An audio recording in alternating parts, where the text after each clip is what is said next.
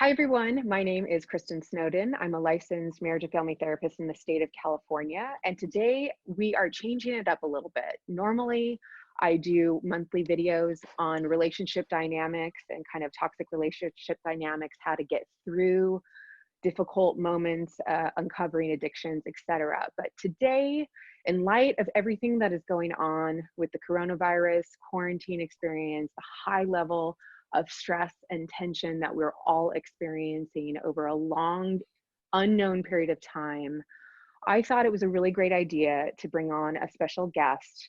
Her name is Michelle Gross. She's a licensed marriage and family therapist in the state of California, and she works with me. We've worked together for a couple years now.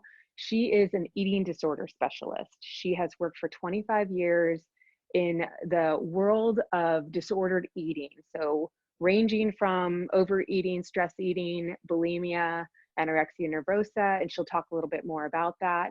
But I am finding that when we are in states of stress, not only is substance abuse becoming a bigger issue and porn addiction and other things like that, but stress eating, overeating, and also just seeing loved ones and family members struggling with disordered eating is also becoming ever more prevalent.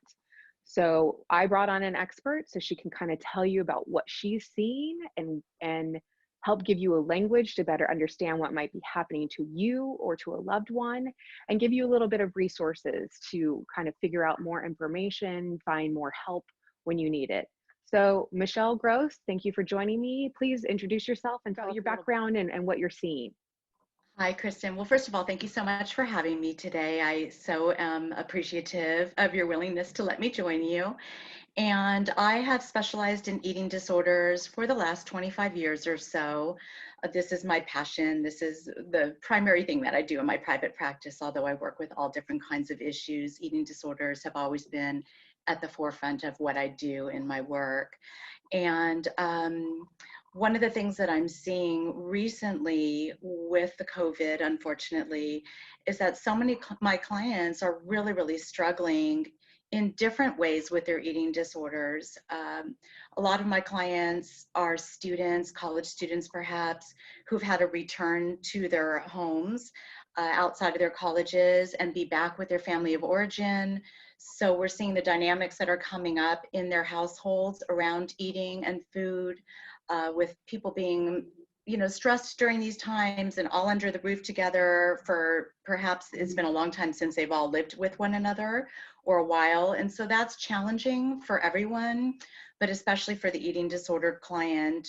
For some of my older clients who are maybe parents with small children at home, they're taking on several different roles. So they're parenting, maybe they're working, and then they're also having to deal with their own eating disorder as they are juggling many different balls to kind of keep things running in their household. So all these things are impacting my clients. And eating disorders at the end of the day are really a coping mechanism for dealing with stress, anxiety, depression. So during times of stress, we see the intensity of the eating disorders going up. So that's what I'm going to talk to you about a little bit today. And can you start, thank you for that. Can you start with a kind of eating disorder 101 for viewers? Because again, people on my channel most often have addiction backgrounds or betrayal trauma and stuff like that. So they may not really understand the various categories of what eating disorders look like, the symptoms, you know. Absolutely. Yeah, absolutely. So the major eating disorders that I deal with in my private practice are anorexia, bulimia, and binge eating disorders. There are more eating disorders than that. I won't go into all of them today, although I'll touch on them a little bit. But with the anorexic, what you see is an individual who has a very low body weight. And despite their body weight being low or underweight, there's this persistent restriction of energy and an inability to eat to sustain their weight. So that's the first criteria that we normally see with the anorexic. The second that we see is a weight phobia. So there is an intense emotional fear of gaining weight or becoming what they would call fat. And that fear interferes with any weight gain, necessary weight gain actually happening. And then the last thing that we'll see with the anorexic is body image issues. So there's a real disconnect between how the individual perceives himself and how their body actually is.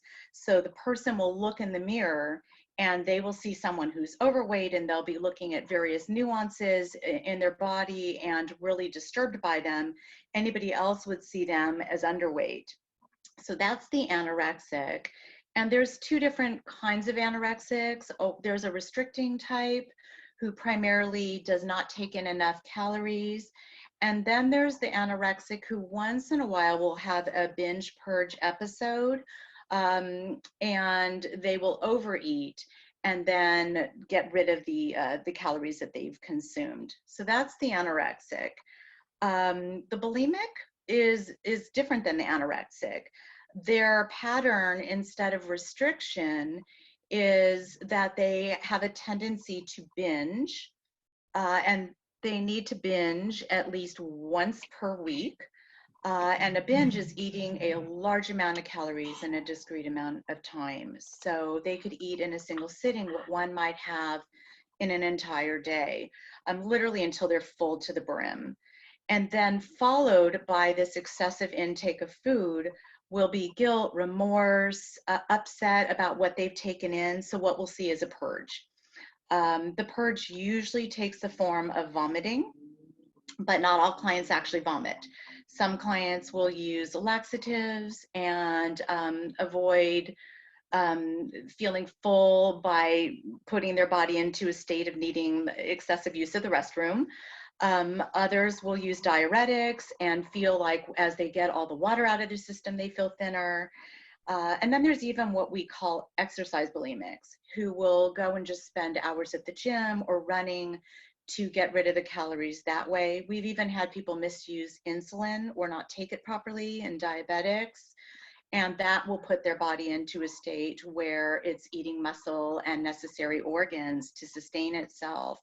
So the bulimic has a binge purge cycle is what we see with them. And they need to do this at least once a week for 3 consecutive months for them to be considered full-blown bulimic. And then the binge eater is similar to the bulimic, and they will have these binge episodes. The difference is that they don't purge. So they will have recurrent episodes where they will have large amounts of food in a discrete period of time. They'll oftentimes do this while they're alone. They'll be very embarrassed by it. They'll feel disgusted with themselves or guilty.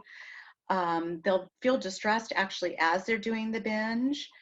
And then afterwards, they will just feel terrible about themselves, but they don't get rid of the calories. So those are the 3 main eating disorders that I see.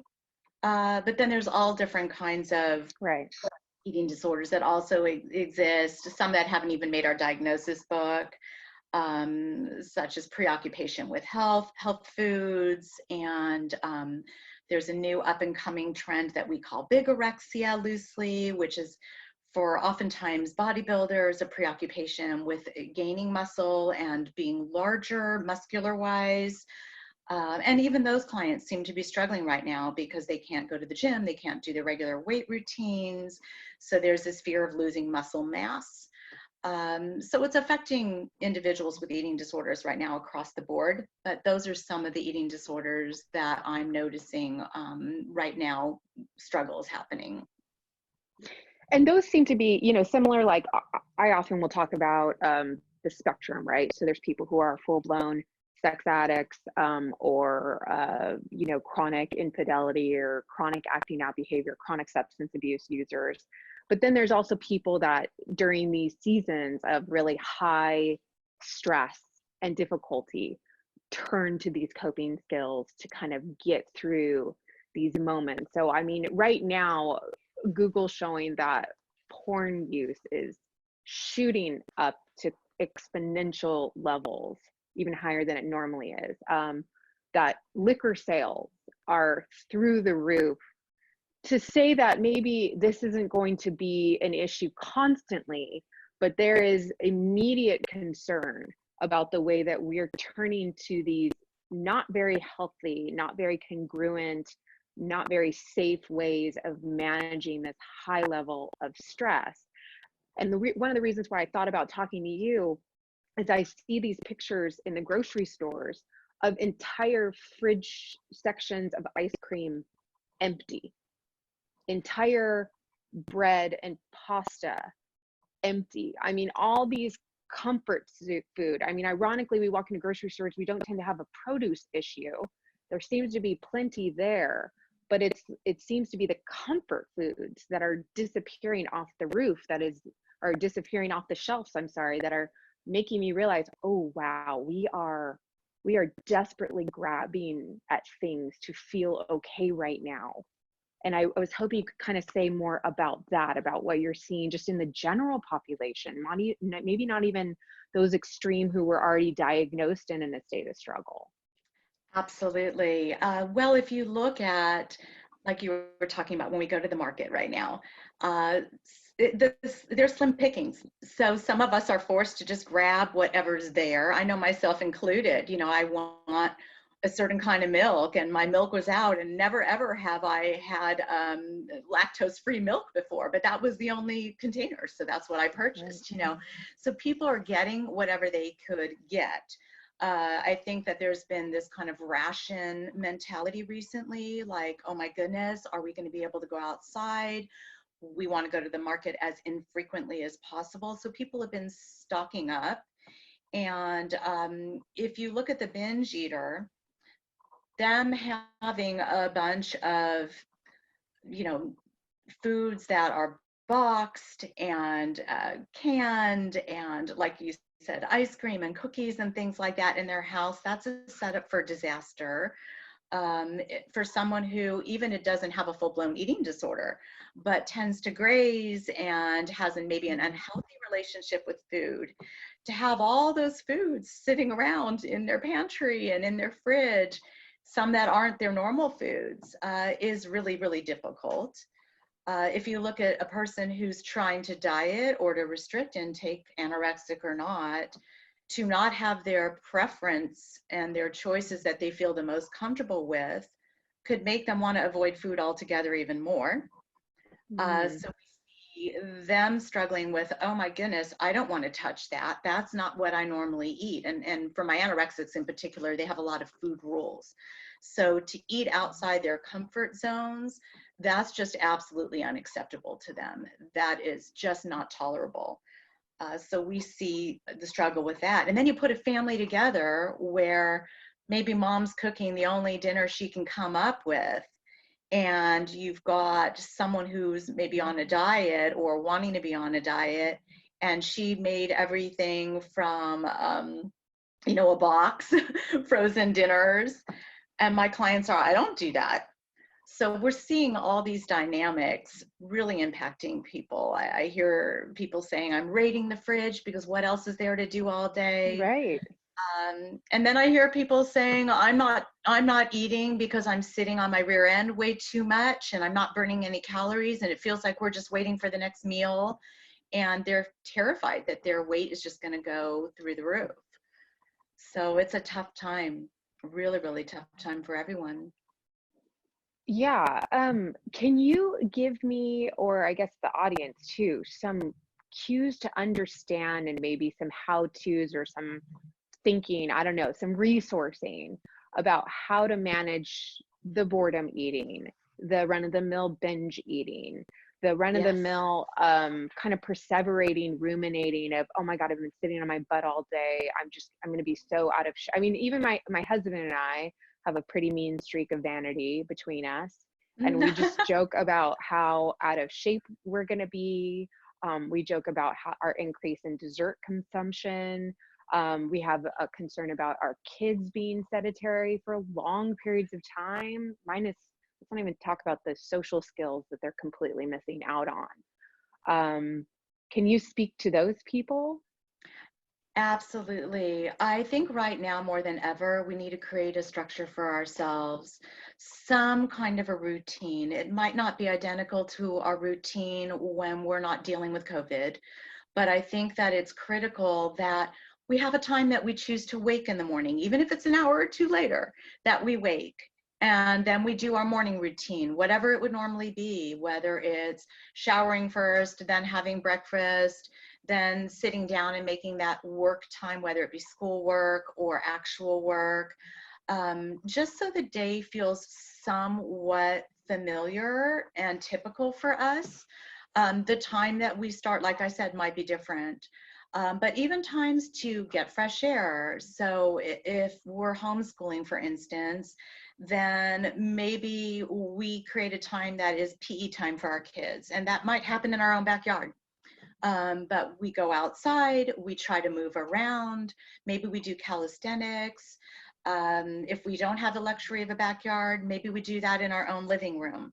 But that becomes our exercise time. If we're normally a gym rat, then we have our time that we would normally go to the gym in our home, in our yard, walking around their neighborhood, keeping our social distance, if you will. But to have those structures in place, and then even time for entertainment. The beauty of like what we're doing right now, we're using a platform that has become not just a platform for sharing information to the world, but this is our new socializing platform. Right.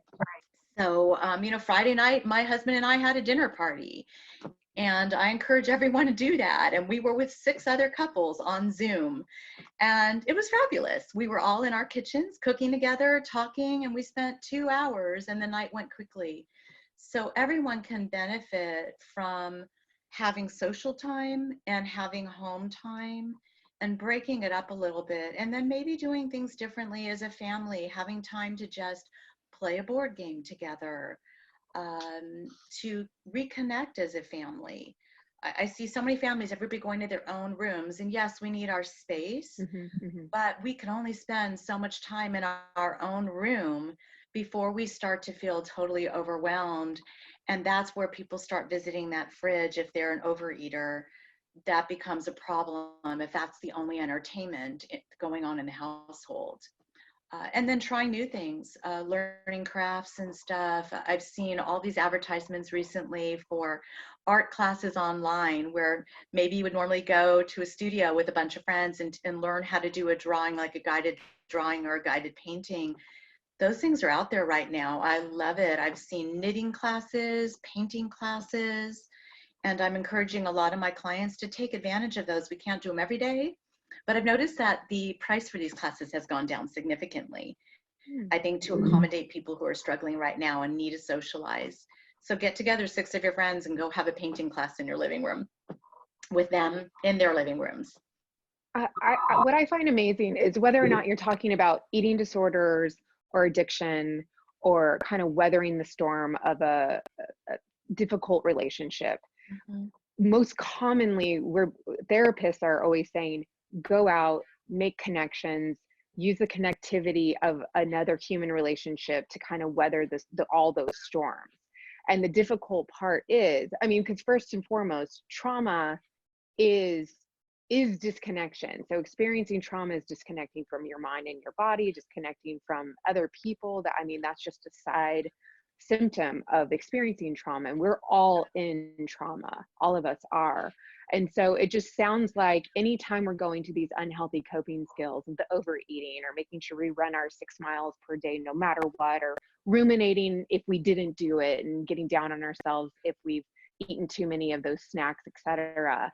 The importance is that basically that's a symptom telling you that you need to start taking care of yourself. You need to manage the stress level in a better way. And like you said, you incorporated food to have your dinner party, but you did it in a healthy way, while connecting with people versus doing it in an isolative, hateful, shaming way. I mean, that sounds like that's the big difference between the two, right? A disordered way of connecting with food versus a healthy way. Absolutely. And I think one of the things that I didn't say is that it is absolutely critical to continue to have 3 meals a day. And like I said, I don't care if breakfast gets pushed from 7 a.m. until 9, but what I see is when we start missing meals, that's a setup for, if you're a binger, binging later. If you're an overeater, grazing. We need some of my dietitian friends will call it front loaded.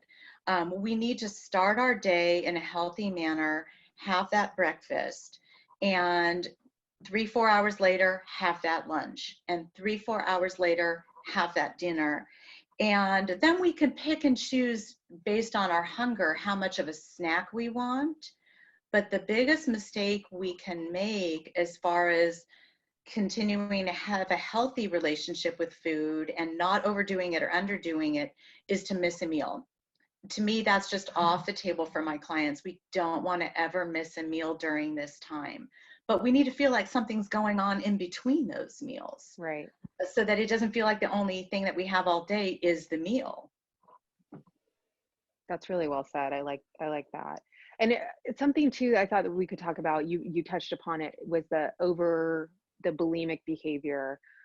We go to a park with social distancing almost every day with my kids so they can ride a bike. Every day we've been there, I've seen a very, very skinny teenage girl running or working out every single day. She is there before we get there. She's still there when we leave. And I thought about the story that you're talking about, is that people are using this kind of dead time, slow time, quiet time to go, oh, great, I can work out for 10 of those hours. Can you say a little bit more about that? Yes, that is one of the things that is so concerning, is that the person who normally is preoccupied with weight loss, now they can make it their full-time job because nothing else is going on, you know? So, and that's what we're seeing. We're seeing individuals say, I'm not going to sit on my couch all day long. There's no way I can possibly do that. And to be around food, some of my clients are terrified to just go to a market, little more sit in a house with food all day long. And then the food that they don't eat all day long, that's just salt in a wound. So we are seeing people exercising for hours upon hours to offset what they think is this just given weight gain that's going to occur. So it's a real problem. And I'm telling my clients, you know, you can pick your hour, that's your exercise hour, but it should be limited. It should be no more than an hour. And go out, get your fresh air, do it, or do it in your house if you're more inclined, but have a beginning, a middle, and end even of your workout, so that that doesn't take on a life of its own. And we are seeing that that's happening for a lot of my clients, for sure. A lot of them are exercising way too much. So tell me, Michelle, I'm sitting in a family system, we're quarantined. I find myself ruminating, should I eat that Oreo? Should I not? Or I just ate that whole bag of Oreos. Or I'm spending 3-4 hours a day working out or anticipating what I'm going to do for my workout. And in between, I'm binging on news stories of how many people are dying and the threats that are going on. I'm in an insanity cycle. Coach me out of this. And again, this is not therapy, so this is not to replace therapy at all, but please give me some resources for these people who are stuck, that are, you know, having the disordered eating, the high stress levels, the unhealthy coping skills. Kristen, I love that you said that you were binging on the news, because anything in excess is too much, right? So, Right. Well you know, the said. first thing I would say, Kristen, is get off the TV here. It's like, enough of that. And I'm telling my clients the same. I think the key here is to follow everything in moderation. So if we want to watch TV, we want to watch the news, fine, but not all night long. Let's watch it for an hour and then enough of that. Turn on to something more happy, right? When it comes to the food and having something yummy, I'm a proponent of all foods fit. Everything in moderation is just fine. If you want your 2 cookies, Kristen, have your 2 cookies, but don't make them your lunch. Don't replace a meal with them. Have them as part of a meal or part of a snack, and in a portion size. That way we're able to enjoy it and have it. It's not put up on a pedestal where we long for it and then feel deprived. My favorite phrase on earth is deprivation breeds entitlement to indulge. If we put anything on a pedestal and we say it's forbidden, we want it all the more.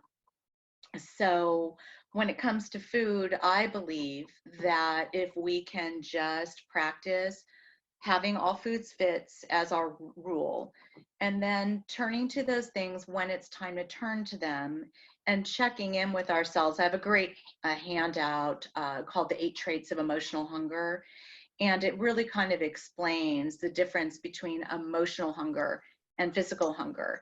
And that's a great tool to utilize. And I'll explain that a little bit in a couple of minutes, but to kind of check in with ourselves. Are we eating because we haven't eaten? It's time for lunch, it's time for dinner. Or are we eating because there's nothing better to do? Or we're feeling out of control, or we're feeling sad, or we're feeling anxious, and we're stuffing our feelings using the food as kind of the cork to cover up the discomfort. That's the kinds of questions that we need to be asking ourselves right now. Is, why am I eating? Is it time? Is it entertainment? Am I nervous? Am I freaking out? You know, if that's the case, what would help me to really feel more in control that actually does something for me? Because the food's not the fix, or the lack of food's not the fix. Sure. Okay. Okay.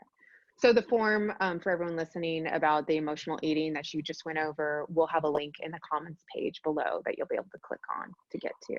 And speaking of online resources, groups, accountability systems, I mean, any suggestions about that? I mean, there's so many great 12-step groups that I send clients to all the time for sex and love addiction, substance abuse issues, etc. Do you recommend anything for that, the online support community groups?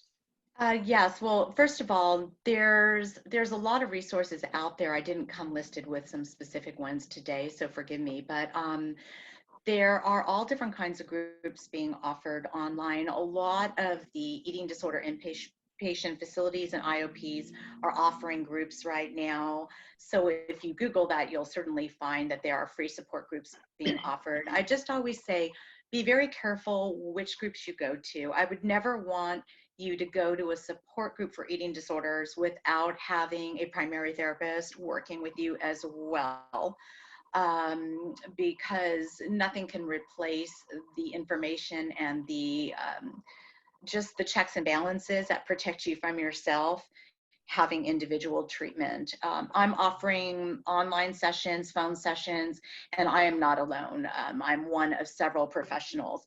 And I actually encourage clients, if they are going to start treatment right now with an individual therapist, to try to pick a therapist in their area, in their neighborhood, because God willing, this all goes very quickly. I mean, it would be nice for you to be able to go and see them at some point in their office if you can.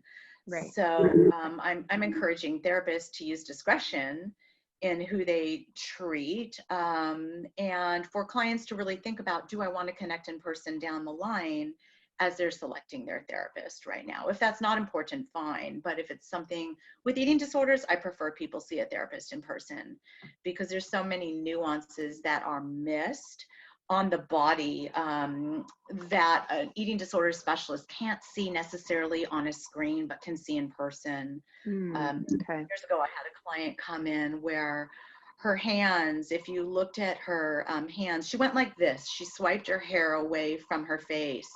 And what I saw was that the blood was kind of pooling in her fingertips, and her palm looked white, white, white.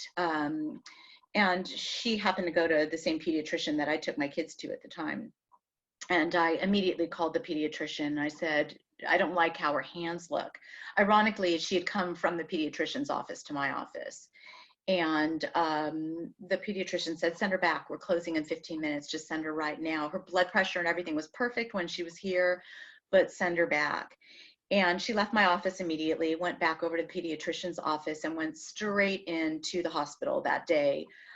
She was on the verge of her heart went into an arrhythmia from the time that she was at the doctor's office to the time that she had left. So had it not been for my ability to see the color of her hands, she probably would have had some kind of a heart problem that night. Her blood pressure dropped way down. She wasn't circulating properly. So that saved her life. And she was on the cardiac unit long before she went into an eating disorder unit. So these are the kinds of things that we need to really, really be aware of as specialists when it comes to working with eating disorder clients. So I tell clients, be very choosy, Right. so that eventually you can see your therapist in person when it comes to this particular disorder. Not all of this is as necessary, but with this one it is. Right. Um, And something I wanted to add too is I think when we always think that drug addiction and substance abuse addiction is very deadly, right? Because the chemicals mhm. involved. But eating disorders are very deadly. They're very dangerous, right? Absolutely. It's interesting because I taught a continuing education course not too long ago on eating disorders.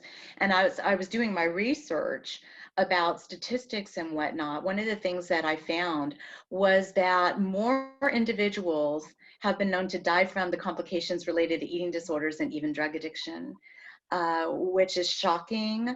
But then you add in this whole game of whack-a-mole that so many individuals play, and a person might move from drug addiction to eating disorder behavior and bounce back and forth between the two on top of that. Really? That's, we see that a lot with Right. binge drinking and then moving into bulimic activity. I see that all the time in my practice. Or as the anxiety goes up, the eating disorder becomes more prevalent, the depression occurs, that Yep, they self-medicate all over the place between substance abuse, shopping, eating the chocolate cake. I mean, everything is used as a absolutely. external coping mechanism to regulate within themselves. Absolutely. Okay. Absolutely. All these things happen kind of simultaneously. And then you and I know working together at a rehab, like, you get rid of one behavior, like when our clients come into the rehab, obviously we're not passing out the booze. So what starts to happen, we start to, all of a sudden I get pulled into a case because someone's binging. Right. It's very, very common when you don't have your drug of choice to turn to a different coping mechanism, and food could be one of them, or lack of food could be one of them. Okay. So how all of this information has been fabulous and I appreciate your time. But if we have more questions beyond this video, just simple questions about what people might be seeing, resources, etc., how do people get a hold of you, Michelle? Okay, so there's lots of different ways that you can get a hold of me. The easiest way is probably my website. I'm Michelle Gross, MFT, LMFT.com. So you can find me through that. My phone number is listed on there, and all kinds of, I also have some information. I have some articles on my website about treatment facilities that I work with for eating disorders.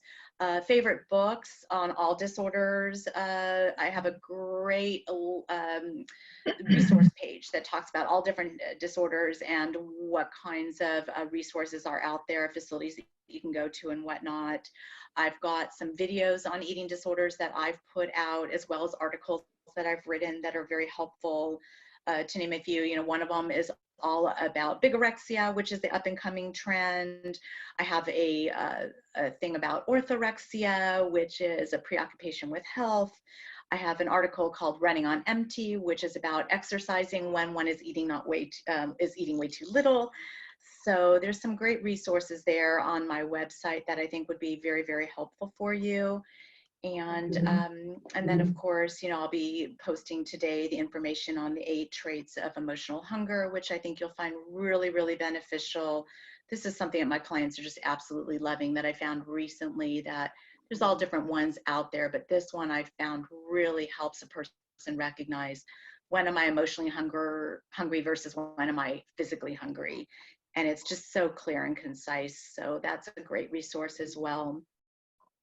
And I wanted to close with I do a lot of my webinars and videos on healthy relationships versus toxic relationships.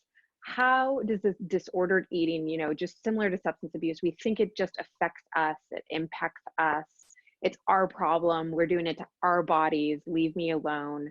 But how does this obsessive thinking around food rules, strict, behaviors around food, how does this impact relationships? Oh my goodness, we haven't even touched on the dynamics that go on in the family. And so what's so, so interesting is the family members are for good reason, very, very concerned when they're watching their loved one overeat or undereat or overexercise. They're terrified, and they should be, because like we've talked about, eating disorders are deadly. Ironically, with eating disorders in particular, it's kind of the law of opposites. What our gut tells us to do to be supportive and helpful tends to backfire. There's a big need for control when it comes to eating disorders. So if we see like a young lady starving herself during dinner time, and mom starts saying, "You've got to eat your dinner, you've got to finish, what are you trying to do? Kill yourself." What happens is the eating disorder gets louder. It's almost like this friend inside of the client's head telling them, "Oh no, don't eat. Don't eat. She's going to make you overweight. She doesn't know what's good for you. Look at her body. Do you see how it's worked for her?" And so it feels like a friend, but it's really an enemy, the voice within, I call it. And then, you know, an argument ensues at the dinner table.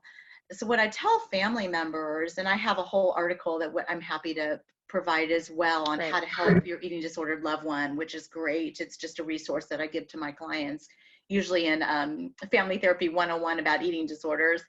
But that talks about, it's much more important to get to the underlying issue of what's going on for the person at the table, which has nothing to do with food, by the way, or their body. Usually something else is stressing them out at the time. So instead of saying, "Hey, eat your dinner," if we see that they're not eating the dinner, to say to them, "Hey, you know, are you stressed? How was your day?" And you don't even have to say, "I notice you're not eating," but to give them an opportunity to vent and not attempt to fix it, to just do reflective listening. "Oh, so this happened. Oh, that must have been awful. I'm so sorry you're going through that. You know, if there's anything I can do, you want to hang, watch a movie later," to distract them.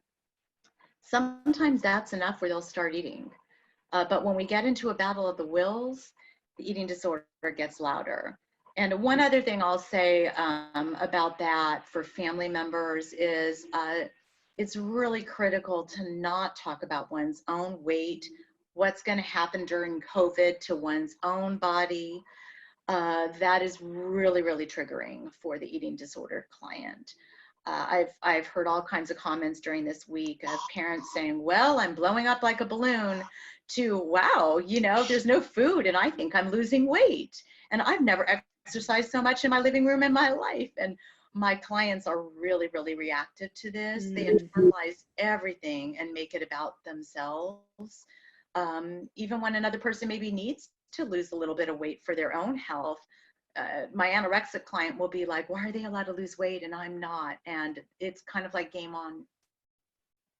That is all really great information. So I'd encourage anyone, if you have leftover questions that I wasn't able to cover, to please email Michelle. Her links and her information will be down below in the comments section. She has her own YouTube channel as well for more information. She sounds like she has a great website with a lot of additional information.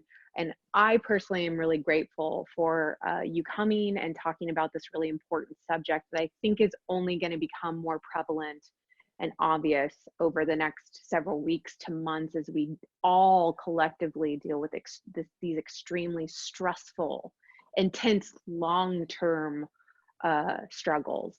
So I appreciate it so much. And any last comments or things that you want to add? No, just thank you so much for having me here today. I really, really appreciate it. And my hope is that you and your loved ones will all stay healthy out there, and use this as an opportunity to focus on balance in your lives and health across the board in everything that we do. So that would be pretty much it for today. I so appreciate it. Awesome. Well, great. Thank you everyone for joining us. I'm going